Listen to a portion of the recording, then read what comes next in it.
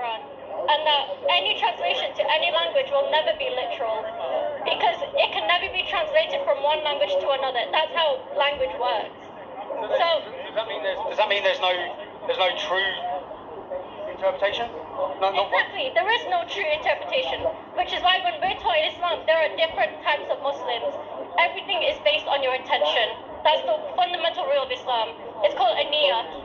So say what. So I just stood up and I'm getting in an argument with some young lads, and I said to them, okay, they said it doesn't say in the Quran to beat your wife, yeah? And I said, but I've read it does. Yeah? So when you've got the Quran there, can we have a look at it?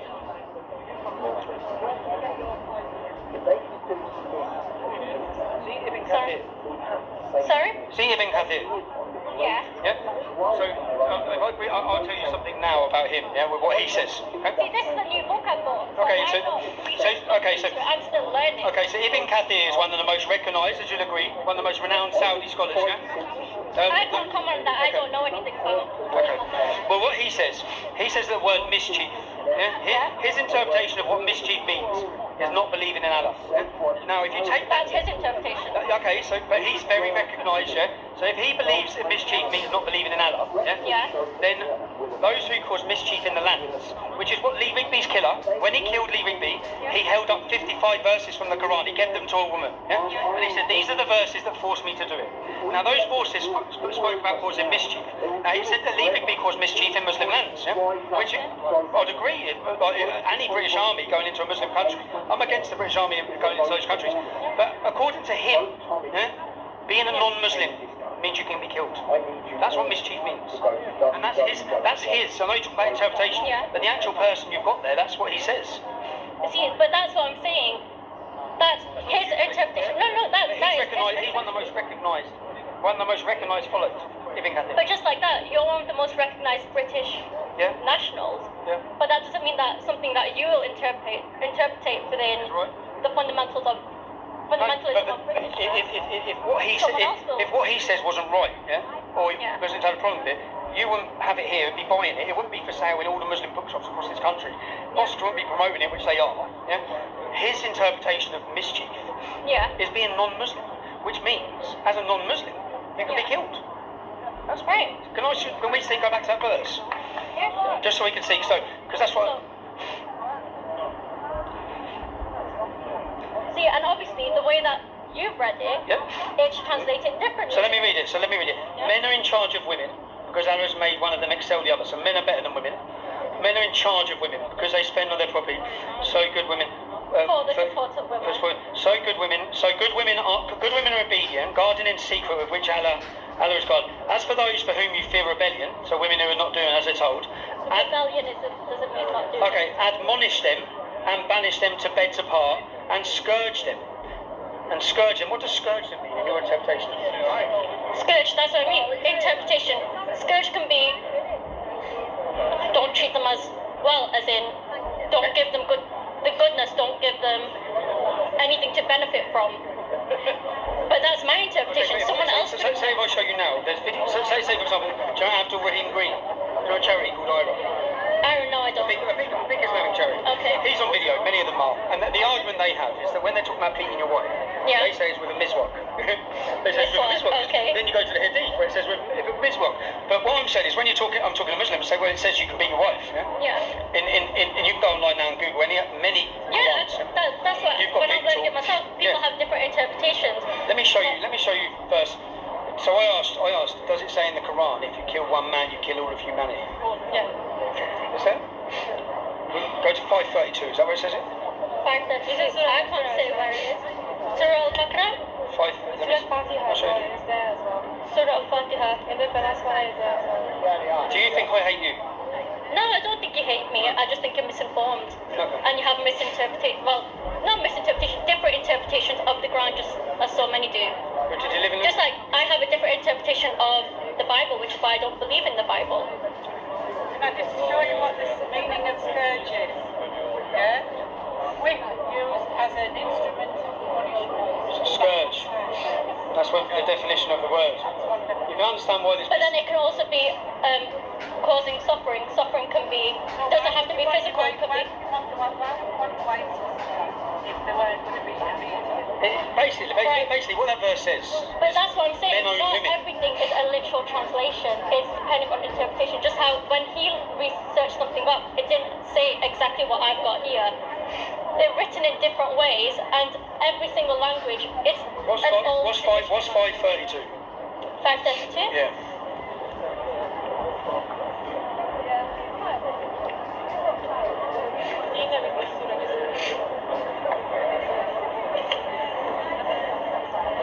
Because we hear regularly quoted.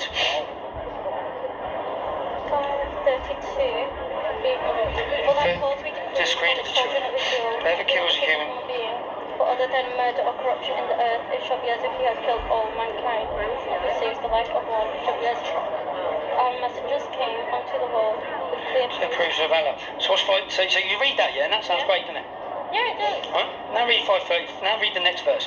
The only reward for those who make war upon Allah and His Messenger and strive after corruption in the land. So corruption is mischief. Yeah. Now this man here. Yeah. Right, keep reading.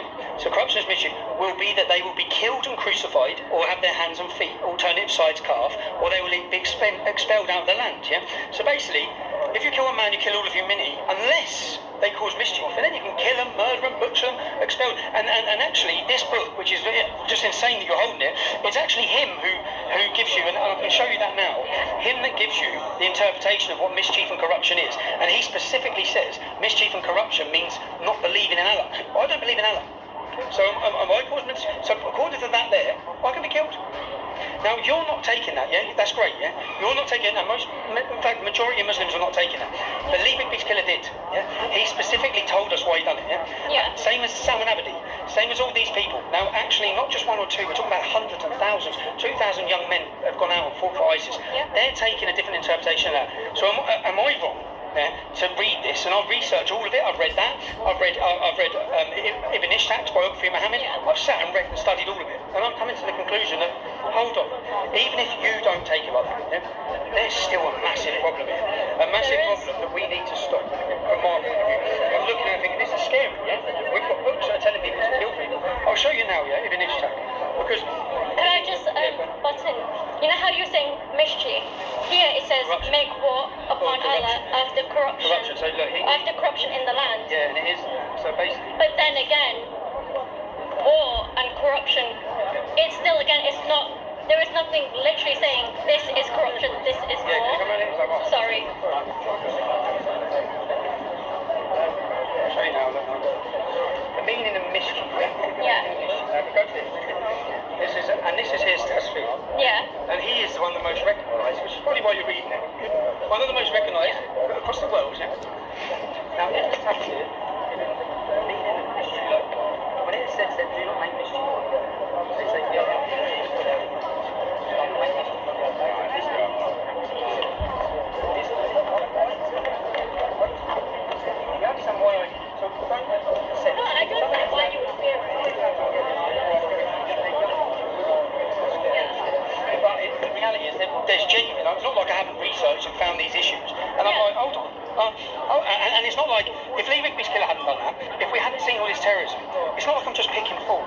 I'm looking. When Lee Rigby's killer done that, he gave a woman 55 verses. And when I watched him in court, and I spoke to his brother, who's a convert as well, after the case, because his argument when he got told the judge said words to him like you're betraying Islam, and he lost the head, because in his head he's following that to the word. And what he's done is just because Lee Rigby went and caused mischief. Yeah. So he sees himself as he's fighting a fight, and he's a soldier. That's how he viewed it. As the 2,000 Muslims that went to fight for Syria, that's how they viewed it. As all of these men are viewing it. So my point is, we need to stop this, and to stop it, we need to understand this. And as soon as I try and talk about this or Muhammad, people go mad. People do go mad, but one thing as well, when you're trying to stop something like that, you got to look at statistics on what are the common, not just within Islamic extremism, with terrorism overall, what are the most common Reasons for it? What do you mean? not reasons, what are the most common factors you see with these people? Most people are young men who are from vulnerable and deprived backgrounds. That does not mean The two men who drove the car into Glasgow Airport were doctors. They were Many of doctors. the people have been highly educated and highly wealthy. exactly they Not have so been, like- yeah. but most have come from these backgrounds. Then you've got to find out what is getting in common with these people who are being deprived. They don't have resources to fix the problems that they're dealing with when they're in these vulnerable situations. Okay, so if that was the case, how come loads of non-Muslim, say like your young black youth who are from the most deprived backgrounds in the country, the most abused, the most targeted by police and all these things, how come they're not blowing anyone up? That's the thing. It doesn't all lead to extremism. It will lead to different sorts of criminal activity and different sorts of... I'm saying it's this. That's what You're saying it's this. I'm saying it's... No, I'm not saying it's this. All the men that do it say it's this. All the men that go and commit acts of terrorism say it's this. They say it's Mohammed.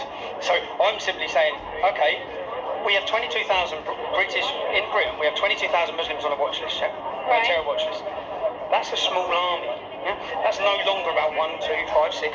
Being on a watch list doesn't mean you're guilty of being a terrorist. No, it doesn't. But say the 3,000 watch list. The top 3,000 people on that watch list, the most at threat, the most risk. Yeah. The last 4 terrorist attacks weren't even from people in the top 3,000. They're from people who weren't even being watched outside of them. Exactly, which shows that there's a fault in the way that we're dealing with it. Too many. It shows that there is a fault in how we're dealing with it currently. And I personally know people who are getting involved in dealing with terrorism and are helping the government.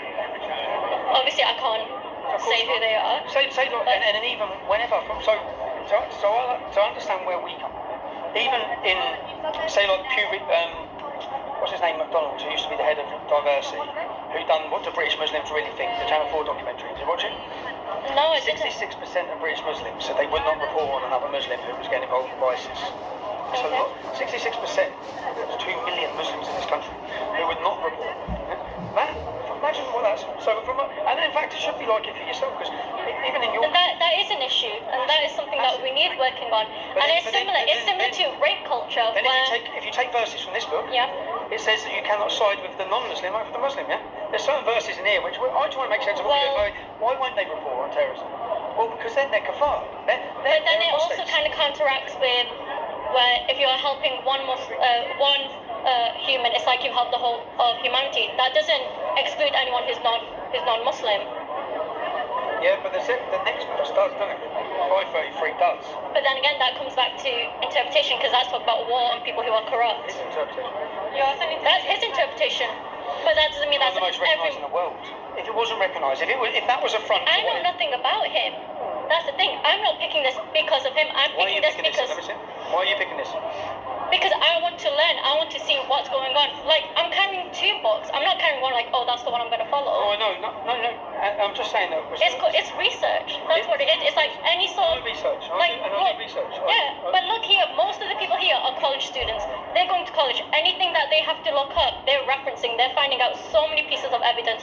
Just like us Muslims do. When we're at mosque, we look at different books. We look at the Quran. We look at all these different books that different people have written. But we never say that the people that have written this book are the perfect examples to look for interpretations. Where's that other fella? Why can't you just talk like that? My man just Teenage boys. Yeah, that's it. I get it anyway, because I was exactly the same. But vote Labour up here, it's always been doing your dad said. Who would you vote for? Yeah, who would you vote for on May 21st? I can't vote. You can't vote. That's the thing. That's what also makes a huge issue in this community, is that so many people, I'm 19, so many people here can't vote. So that means not everyone that lives here is being represented. Well, we're silent. From everyone, the reception I've received in this town, I've been to towns all over for the last week, I'm going to continue to. I get an amazing reception. Okay. An amazing reception. So that should send a message to people, especially on censorship, on the issues I talk about. And I don't hate this. Some of the best lads I met growing up in Luton were Muslim. Did you say you lived in Luton? Yeah, I lived in Luton. Where do you live? I lived near Dunstable. Oh, did you? Our Luton, nice. But near the Saints area. Near Trolley School? Yeah, near that. Yeah. You know where Kingsway is? Yeah, Kingsway. Yeah, my friend lives there. Okay. Brothers. Muslim brothers. Razwan, Imran. Right. Family of them. Asma. My family are there. Your family are there? Yeah. They'll know their family. The Asma. They were my best friend. He died, I couldn't even go to his funeral because of my beliefs. Not because of my beliefs, because a lot of the Muslims would be upset. I didn't hate him, I loved him. Yeah. But I dislike this. I mean, I hate you, I dislike this. You dislike this, you've got every right to dislike it. But then spreading the hate What hate? within... That's the thing, where when you speak about specific verses, give your interpretation of it, you're pointing it at us Muslims and saying that these are your actions that are spreading these beliefs. But they're the beliefs that you've interpreted, not us. No. These beliefs. But they're the beliefs that you've interpreted, not us. No, they're not. They're the views that the Muslims who are killing people and murdering people have interpreted. That's what they've interpreted, but that's another issue that we need to be working on. I'm not the one spreading the hate, it's them. I'm talking about what they're doing. So I'm talking about, they've just killed someone, they've said it. But if you want to counteract their actions, you can be saying, this is what they're believing. Doesn't mean I believe it. This is what they are believing. How can we prevent other young youths from believing these same things? Look at who it is that they're radicalizing, who is it that they're recruiting. Muslim youth, but then you have, but just like how Muslims are being hated now. Did you say your mother was Irish? Just like exactly the Irish, quite a while back, like everyone knows the Irish weren't looked at great either. They were called terrorists. They were blamed for so many of the IRA events. Yeah, their mum used to go to the airport. But I wouldn't call your mum. I wouldn't say that your mum is. But because of that, that didn't radicalise me to go and blow shit up. That didn't, hearing these stories, because we hear all this all the time, that the reason this is because of the way the police are acting, and look, we always get told you're further going to radicalise. How many people are still blowing stuff up because their parents got bad treatment? Yeah. No one. But then we're told this constantly from the Islamic community. Oh, you'll further radicalise people if you do that, you'll upset, and if you radicalise them, they'll get angry, and then they'll go and blow stuff up. It's like, what? Right, okay, I'm not gonna say you're further radicalizing them. But I'm saying if you do want to help them out, don't push these vulnerable people away. Pull them in, see what is it that's making you interpret it this way. Be an aid for them rather than Shamima Begum. Pardon? Shamima Begum. Shamima Begum. Yep. Yeah. Should we let her back? Personally, I feel like once you've done the damage, it's been done. Whatever the government have communicated with her. Yes or no, should we let her back? It's not as simple as that. It is. No, it very much She made isn't. suicide vests. She went and joined a foreign ideology and a foreign war against us and what we live for and stand for. She went and signed up for the opposition. She committed treason. She done all these things. Should we let her back? Best way. You seem like a lovely young girl. You have completely moderate views, and then on that point, it's like that's where it's like. So we should let ISIS fight us back. But it isn't as simple as that. Because it's like, right, look at, I don't know how to explain it. A gang of, a drug gang, right? If you have someone who has been very highly active in this gang, and they have information, they have stuff that they can provide for you. You want to bring them in to try and figure out how you can further affect this gang and stop them from affecting the rest of the community. We've already had 500 ISIS fighters come home. Yeah. So they can do that with those 500. But I mean, but things are happening. The anti-radicalisation courses in jail, they're not working. People going to jail come out worse. So all these things is not playing games. Like, I don't want to play games with the security of my country or my people for the sake of. Should we let her back just because she went out there and joined people who killed, murdered, raped? But just because some of it is still happening doesn't mean there is no effect happening with how we are fixing things. I'll say thank you. Alright, sorry, I've taken right No, it's alright, I'll talk to that. Thanks a lot. 8 years since Al-Qaeda-inspired terrorists had last murdered on British soil. On a London street, Michael Adebolajo and Michael Adebowale did this. They ran over Fusilier Lee Rigby, armed with knives and a meat cleaver. Adebolajo tried to behead him. Adebowale hacked at his body. With the blood of his victim on his hands, Adebolajo tried to justify the atrocity. We must fight them as they fight us, an eye for an eye and a tooth for a tooth. Neither man ran, nor did they attack onlookers.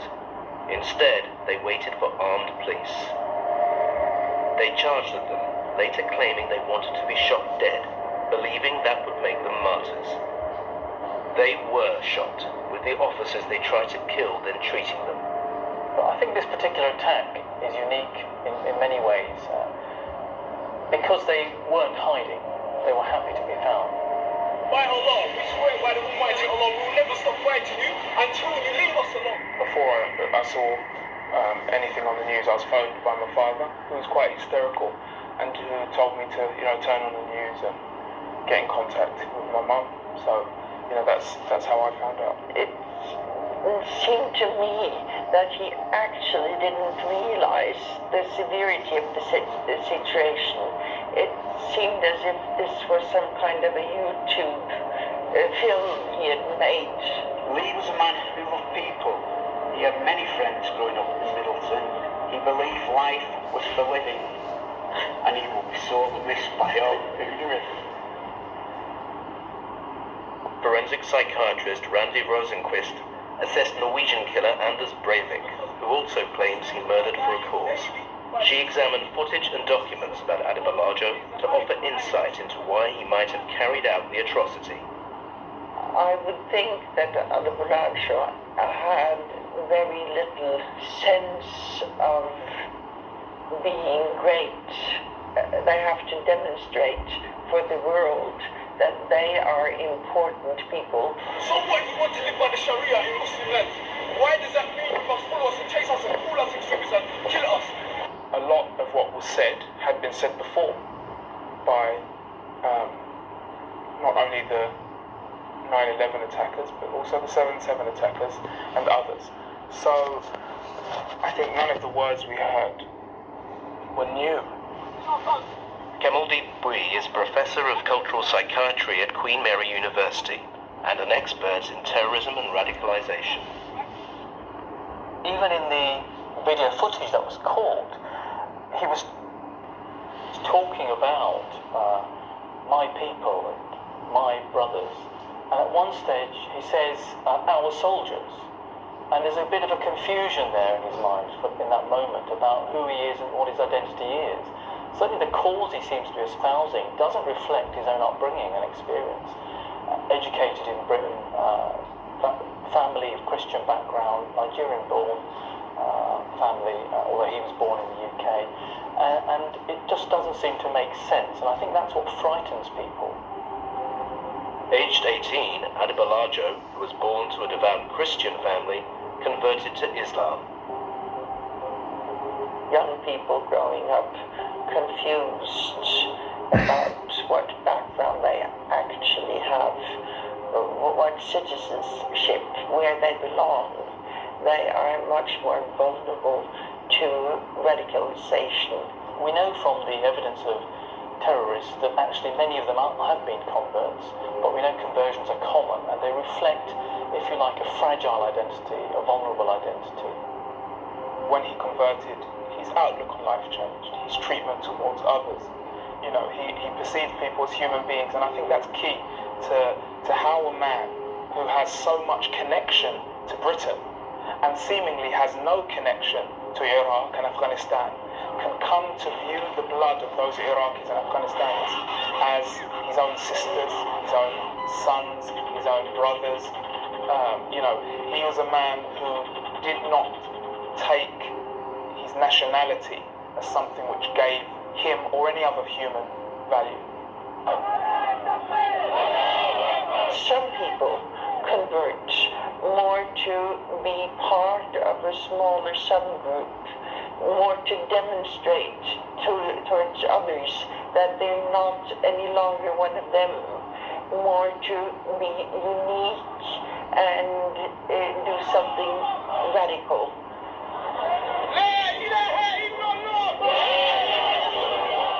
I think that Adibalajo was seeking something which he didn't find. He turned from Christendom to Islam, and he tried to develop that during a 10-year period, but he obviously was not satisfied and had to do something more dramatic. Between us, we decided that the soldier is the most fair target because he joins the army with kind of an understanding that your life is at risk when you join the army. Both Breivik Leivik and Adebolajo identified themselves as soldiers in a war going on in Europe and the Muslim countries, and they both feel entitled to kill people. Lee Rigby is a man who decided to join the armed forces of Britain to protect what he holds dear. And my brother was a man who decided to also join military resistance in what he holds dear. My view is that Lee Rigby is akin to my brother in that they were both soldiers for their individual, though differing causes. I think that both of these terrorists have to give themselves an identity as soldier to make their criminal actions right. In November 2010, Adebolajo was arrested in Kenya, accused of trying to get to extremist-controlled areas of Somalia. From the dock, Adebolajo alleged he had been mistreated.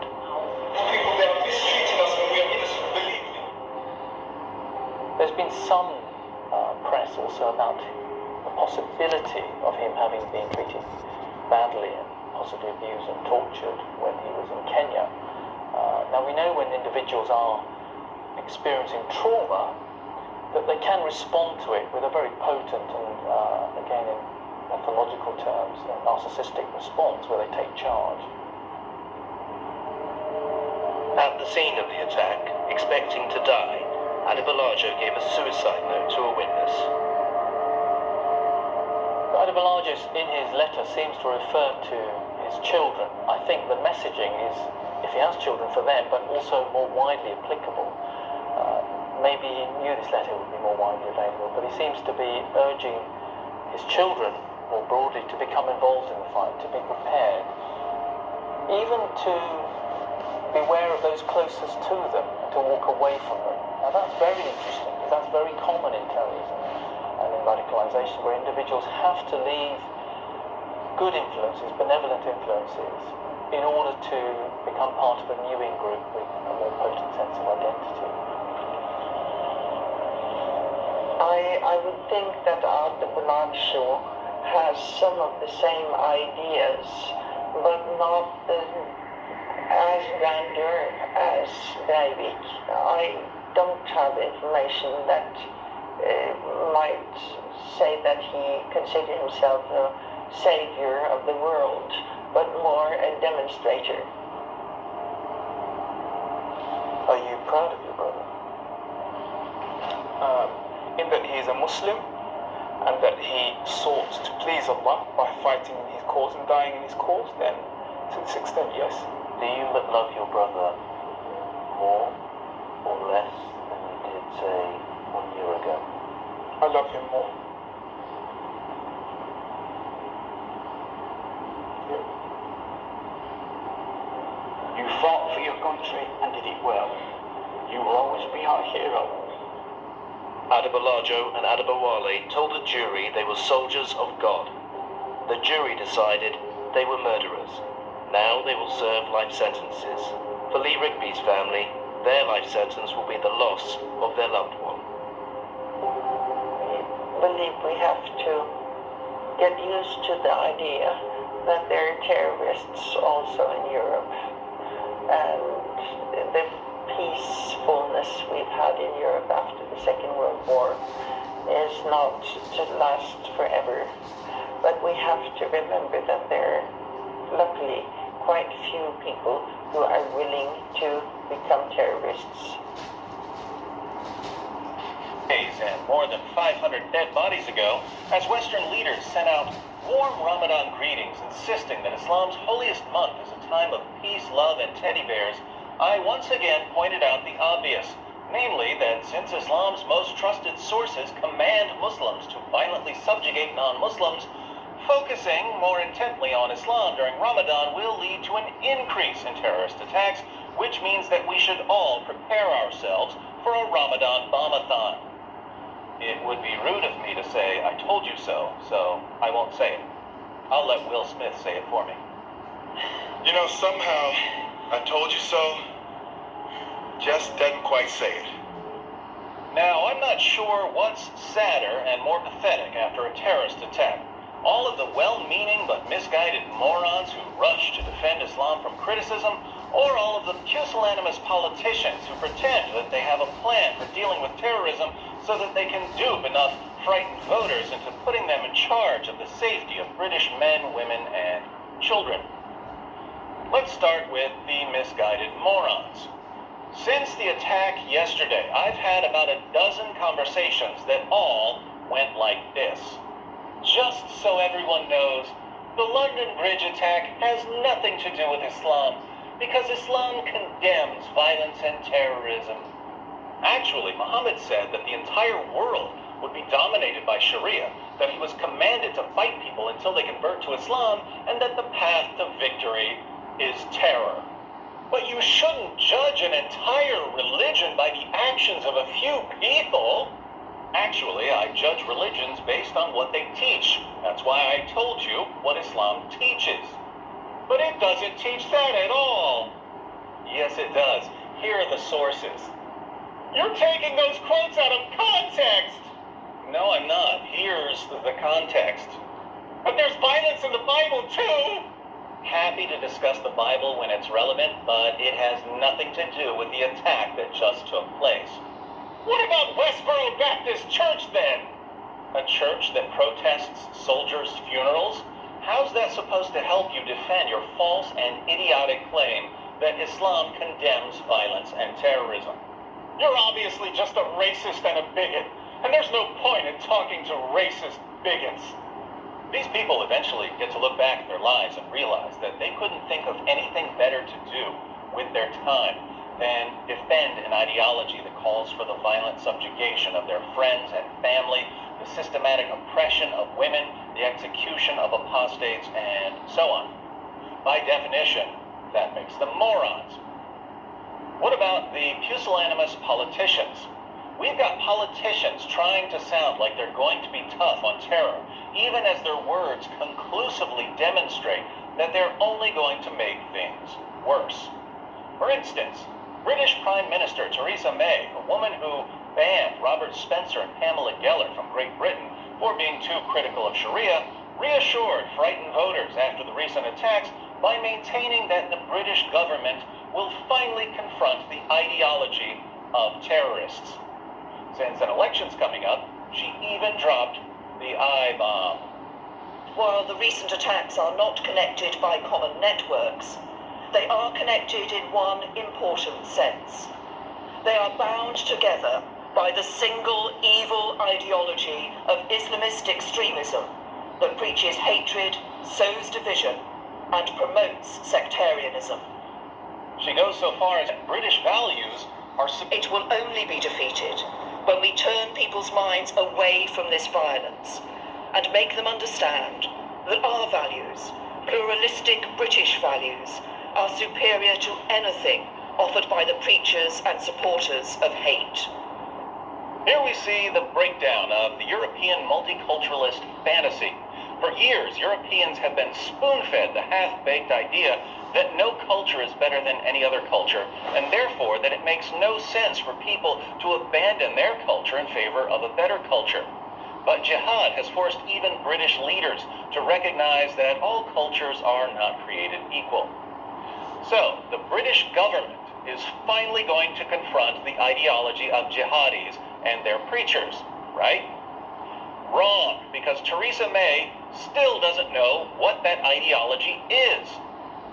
It is an ideology that is a perversion of Islam and a perversion of the truth. Let me see if I understand. In the Quran, Allah says, "Fight those who do not believe in Allah. O Prophet, strive hard against the unbelievers and the hypocrites and be unyielding to them. Surely Allah has bought of the believers their persons and their property for this, that they shall have the garden. They fight in Allah's way, so they slay and are slain. O you who believe, fight those of the unbelievers who are near to you and let them find in you hardness. Muhammad is the messenger of Allah, and those who are with him are severe against disbelievers and merciful among themselves." In the Hadith, Muhammad declares, I have been commanded to fight the people until they bear witness that none has the right to be worshipped but Allah, and believe in me and that which I have brought. By him in whose hands my soul is, I would love to be martyred in Allah's cause, and then come back to life, and then get martyred, and then come back to life again, and then get martyred, and then come back to life again, and then get martyred. I have been made victorious with terror. Are jihad and martyrdom a perversion of Islam? If they are, then Islam was perverted from the very beginning. So, Theresa May still has no clue what she's confronting, and she's the one laying out the plan for dealing with something of which she's thoroughly ignorant. And what's her magnificent plan? Crack down on online extremism. We need to work with allied democratic governments to reach international agreements that regulate cyberspace to prevent the spread of extremist and terrorism planning. And we need to do everything we can at home to reduce the risks of extremism online. While it would be wonderful to do something about online radicalization, we have to wonder, who gets to define what qualifies as extremism? Will the governments that shut down online extremism also be the ones that define extremism? I'm asking because, if you recall, Theresa May banned Robert Spencer and Pamela Geller from Great Britain as extremists because they're outspoken critics of Sharia. Now, if they're extremists, then so am I.